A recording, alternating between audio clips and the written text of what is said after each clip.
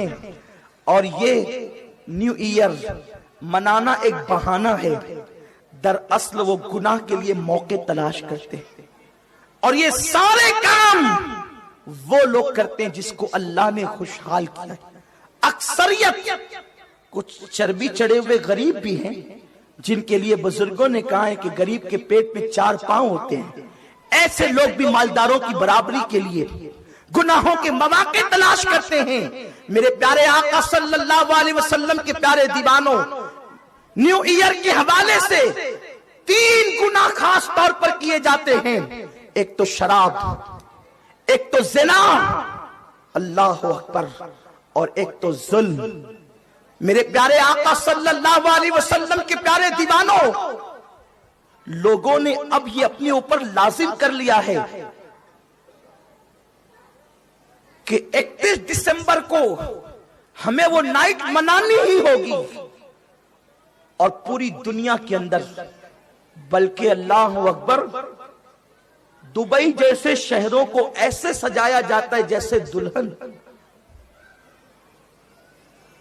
نام نہاد اسلامی ممالک کہلانے والے بھی اس نحوست میں مبتلا ہیں۔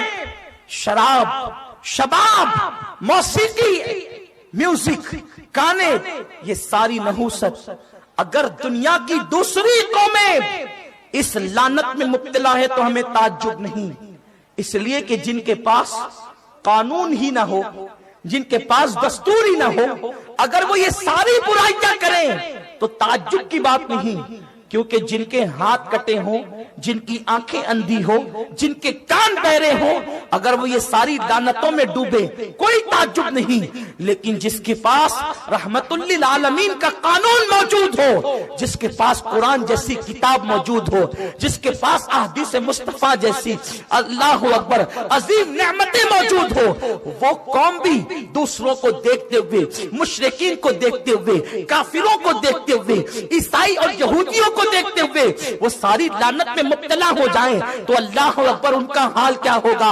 اے میری قوم کے جوانوں، جوانی عیاشی کے لیے اللہ نے نہیں دی ہے، یہ جوانی کے قیمتی لمحات صرف 16-17 سال تک آپ کے پاس رہیں گے۔ 15 سال سے جوانی کا آغاز ہوتا ہے اور 35 سال تک کی جوانی رہتی ہے، اور اس کے بعد پھر انسان بڑھاپے کی طرف ڈھلتا چلا جاتا ہے۔ میرا اللہ فرماتا ہے وَالتِّينِ وَالزَّيْتُونِ وَطُورِ سِينِينَ وَهَٰذَا الْبَلَدِ الْأَمِينَ۔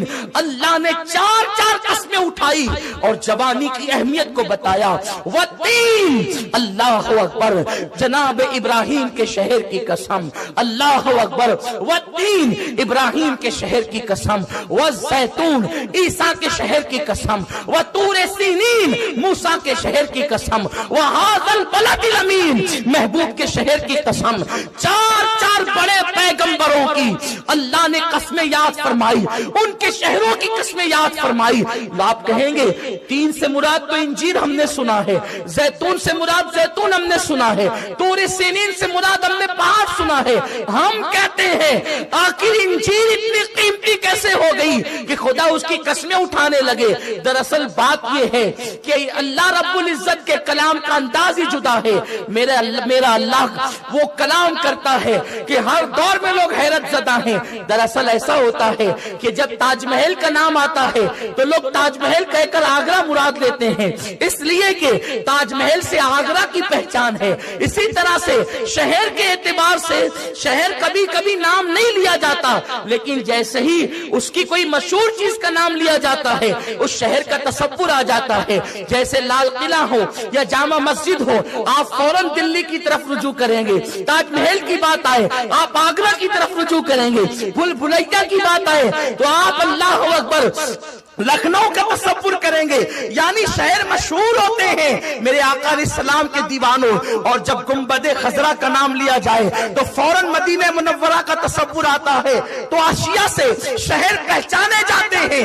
جس زمین پر ابراہیم علیہ السلام کی ولادت ہوئی وہاں کی انجیر مشہور ہے، جس زمین پر جناب عیسیٰ کی ولادت ہوئی وہاں کا زیتون پل مشہور ہے، جو زمین جناب موسیٰ کی تھی وہاں کا پہاڑ مشہور ہے۔ اب میرا اللہ اپنے نبیوں کے شہر کی قسم یاد کرتا ہے، ابراہیم کے شہر کی قسم، عیسیٰ کے شہر کی قسم، موسیٰ کے شہر کی قسم، وہذا البلد الامین، محبوب تیرے شہر کی قسم۔ یہ چار قسمیں، اللہ اکبر، چار قسمیں اٹھائی گئی۔ اللہ بغیر قسم کے بھی کہتا تو ایمان والوں کے لیے وہ حرف آخر ہے، لیکن اللہ اکبر ایک قسم نہیں، چار قسمیں۔ اور اس کے بعد پھر جوانی کی اہمیت بتائی گئی، لقد خلقنا الانسان فی احسن تقویم، ہم نے انسان کو خوبصورت بنایا۔ مفسرین فرماتے ہیں یہ خوبصورتی جوانی پر دلالت کرتی ہے، خوبصورت بنایا، جوانی کو شباب دیا، حسن دیا، لیکن جب جوانی کی قدر نہ کی گئی، جوانی میں عبادت نہ کی گئی، جوانی میں مولا کو منایا نہ گیا، جوانی میں خدا کے قانون پہ عمل نہ کیا گیا، تو میرا اللہ فرماتا ہے، اللہ اکبر، لقد خلقنا الانسان فی احسن تقویم ثم رددناہ اسفل سافلین۔ جب جوانی کی ناقدری کی گئی تو ہم نے بڑھاپے کی بیماریوں میں ڈھکیل دیا، بڑھاپے کے گڑھے میں ڈھکیل دیا۔ جو لوگ جوانی کو عیاشیوں میں ڈبا دیتے ہیں ان کا بڑھاپا بڑا دردناک ہوتا ہے، ان کا بڑھاپا بڑا کربناک ہوتا ہے، ان کے اندر ان کو بڑھاپے میں قسم پرسی، ذلت، رسوائی، بدترین ان کی زندگی ہوتی ہے، ان کی زندگی موت سے بدتر ہوتی ہے، کیونکہ ان کے بچے نے ان کو جوانی میں شراب پیتے دیکھا ہوگا، زنا کے اڈوں پہ جاتا دیکھا ہوگا، تاش کے پتے کھیلتے دیکھا ہوگا، بچوں کو سسکیاں لینے پہ مجبور کرتا دیکھا ہوگا، ماں باپ کی نافرمانی کرتے دیکھا ہوگا۔ جب جوان ہو کر وہ بچہ شراب پیتا ہے تو بوڑھا باپ منع کرنے کو سوچتا بھی ہوگا تو منع نہیں کر پاتا، اس لیے کہ یہ ڈر ہوتا ہے کہیں میرا بیٹا پلٹ کر یہ نہ کہہ دے ابا جب تم جوان تھے تو کوئی تم نے کم پانی میں آگ نہ لگائی تھی، تم نے کم جو ہے وہ گناہ نہ کیے تھے۔ میرے پیارے آقا صلی اللہ علیہ وسلم کے دیوانوں، جوانی عیاشی کے لیے نہیں، جوانی اللہ کی عبادت کے لیے ہے، جوانی مولا کو منانے کے لیے ہے، لیکن افسوس فلمیں دیکھ کر، سیریل دیکھ کر گناہوں کے اڈوں پر جانے کا ایک ماحول بن رہا ہے، انٹرنیٹ دیکھ کر کے گناہوں کی راہوں کو ہموار کیا جا رہا ہے۔ میرے پیارے آقا صلی اللہ علیہ وسلم کے دیوانوں، ایک بات بہت ذمہ داری سے کہہ دینا چاہتا ہوں، گناہوں کا وبال صرف تمہارے سر پر نہیں، جن کے ماں باپ جرائم کرتے ہیں ان کی نسلوں تک گناہوں کی نحوست ہوتی ہے۔ کیا تمہیں نہیں پتا؟ اللہ اکبر، اسی زمین کے اوپر مغل خاندانوں نے اپنی زندگی کو گزارا، وہ مغل جن کو خدا نے صدیوں تک حکومت کا انداز دیا، تیمور سے لے کر کے اورنگزیب عالمگیر کے بعد یا جناب اورنگزیب ثانی تک کے، اللہ اکبر، یا جناب بہادر شاہ ظفر تک کے، اگر آپ تاریخ اٹھا کر کے پڑھیں اس میں نیک بادشاہ بھی ہوئے اور مجرم بھی ہوئے، لیکن سنو جب اللہ نے مغلوں کو حکومت دی تو اکثر عیاش تھے مغل، اکثر عیاش تھے۔ ان کی عیاشیوں کا عالم یہ تھا، ایک مغل شہزادہ ایک لڑکی کو بغل میں لے کر کے بیٹھا تھا، اس داشتہ نے جس کے ساتھ اس کا نکاح بھی نہیں ہوا تھا، اس نے کہا تھا میری جان اے شہزادے، میں نے دنیا میں کسی کو مرتے ہوئے ابھی تک نہیں دیکھا ہے، کیا تم دکھا سکتے ہو کہ کوئی مرے؟ اس نے کہا جانے من، بس اتنی سی بات ہے کہ تم مجھ سے مطالبہ کر رہی ہو کہ میں کسی کو مرتے ہوئے دکھاؤں؟ اگر تم نے مرتے ہوئے کسی کو نہیں دیکھا تو لو دیکھ لو۔ ایک غریب راستے سے گزر رہا تھا، بندوق تانی اور گولیاں چلا دی، اور وہ تڑپنے لگا تو دونوں ہنس کر ایک دوسرے سے کہتے لو اس طرح لوگ مرتے ہیں۔ پھر میرے اللہ نے ان کو کیا مزہ چکھایا،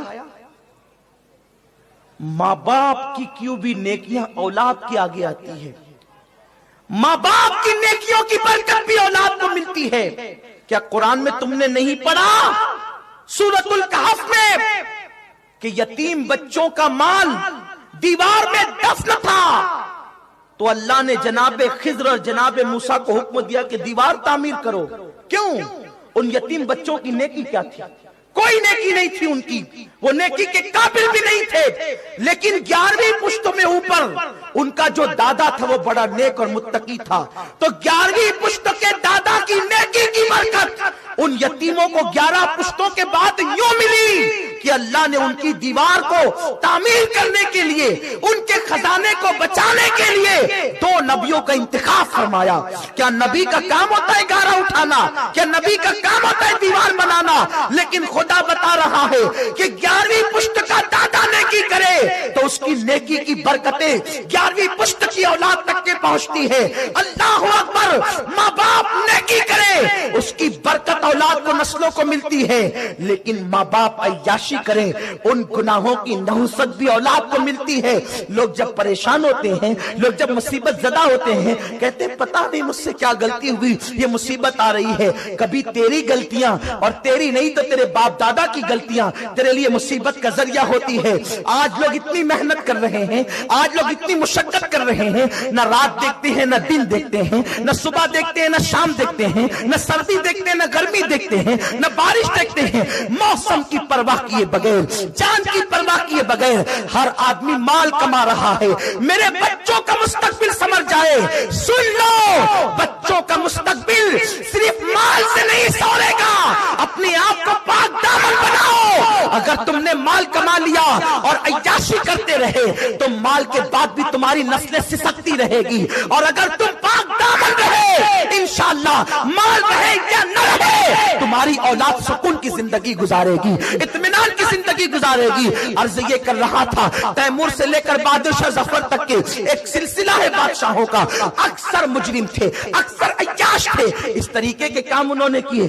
بلکہ کسی کا حال تو یہ تھا 500 لڑکیاں ایک ایک کے حجرے میں پڑی رہتی تھی۔ حالات یہ تھے کہ کسی نے کہا کہ سورج خدا ہے، مغل کلمہ پڑھ کر دولت کی بنیاد پر، کسی نے کہا کہ اذان میں میرا نام آتا ہے میں اللہ کا خلیفہ ہوں، تو ماں باپ کا کیا اولاد کیا گیا آتا ہے۔ پھر بہادر شاہ ظفر پر وہ وقت آیا کہ بہادر شاہ نیک تھا، لیکن اس کے باوجود قدرت نے اس کے باپ داداؤں کے کرتوت کا نتیجہ اس کو یہ دکھایا کہ بہادر شاہ کی حکومت کو جب زوال آیا تو بہادر شاہ کو انگریزوں نے جیل میں ڈالا۔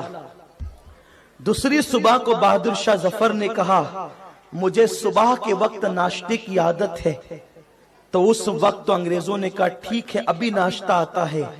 جب تشت میں، خوبصورت تشت میں ایک کپڑا ڈھانک کر کے ناشتہ لایا گیا تو بہادر شاہ نے بہت شوق سے کپڑا ہٹایا ناشتے کے لیے، تو کیا دیکھا اس کے 2 بیٹوں کے ابلے ہوئے سر اس تشت کے اندر رکھے ہوئے تھے۔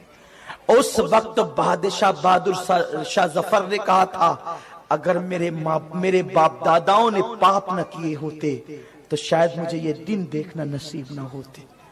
اپنی جوانی پہ اترا کر شراب کے اڈوں پر 31 نائٹ کو جاتے ہو، کوئی نہیں دیکھ رہا ہے، کون کیا کر لے گا، ہم کماتے ہیں ہم خرچ کریں، تیری دولت تیری نہیں ہے۔ اگر تو مسلمان ہے تو میرا اللہ فرماتا ہے ان اللہ اشترى من المؤمنین انفسهم واموالهم بان لهم الجنہ، اللہ نے مومنین کی جان اور مالوں کو جنت کے بدلے خرید لیا ہے۔ یہ مال اپنا نہیں ہے، یہ اللہ کی امانت ہے، یہ جان اپنی نہیں ہے، یہ اللہ کی امانت ہے۔ راتوں کو رنگین کرنے کے لیے شراب کے اڈوں پہ ہم جا رہے ہیں۔ میرے آقا صلی اللہ علیہ وسلم نے ارشاد فرمایا کہ جن لوگوں نے دنیا میں شراب کا ایک گھونٹ پیا اور توبہ کیے بغیر ان کو موت آ گئی تو اللہ تبارک و تعالی ان کو جہنمیوں کا پیپ اور جہنمی بچھوؤں کا زہر۔ ویڈیو اگر اچھا لگا ہو تو لائک کر کے آگے شیئر ضرور کر دینا۔ اللہ حافظ۔